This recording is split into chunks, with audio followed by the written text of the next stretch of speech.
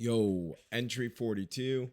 You're probably like, hey, man, why is your shirt off? Dudes, I don't fucking care, man. It's hot in my apartment. I'm chilling. I also just like am too lazy to get out of this chair and put a t-shirt on. So we are doing journal entry 42 without a shirt. It is June 27th, 2022, 9:33 p.m. So last Thursday, I told you guys about the demoralizing feat that I had to overcome, which was not getting the call from a job interview that I scheduled. I didn't tell you guys this, but I'm a stubborn fucking bastard. And I went back into the guy's calendar and I said, guess what? I'm booking myself for a meeting on Monday.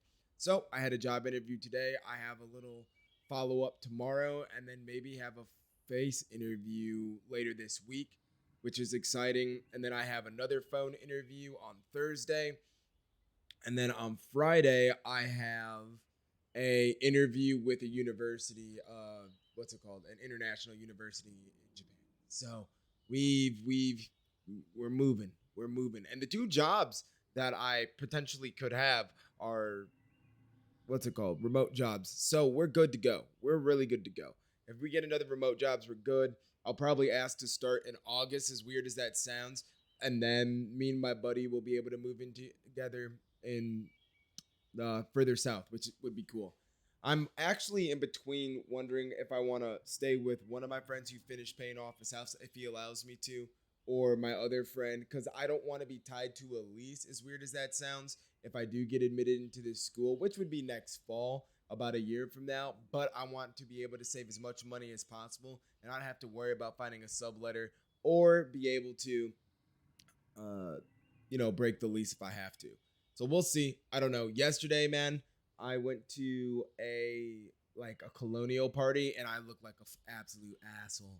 I was not colonial whatsoever. Let me tell you that right now. Not at all. I was the only person not dressed up, and it was god awful.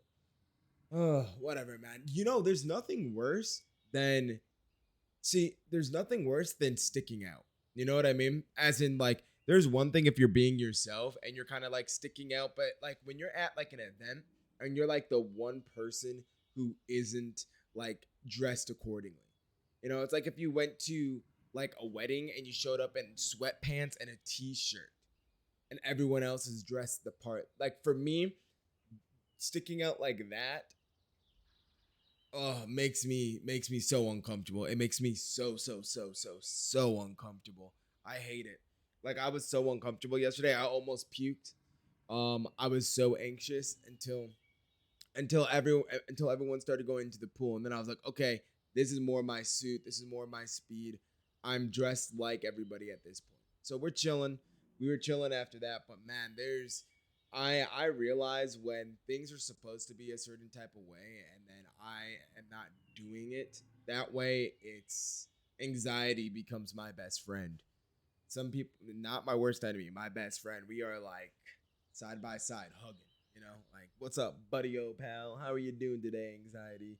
And anxiety is like, just checking in on you. And I'm just like, no,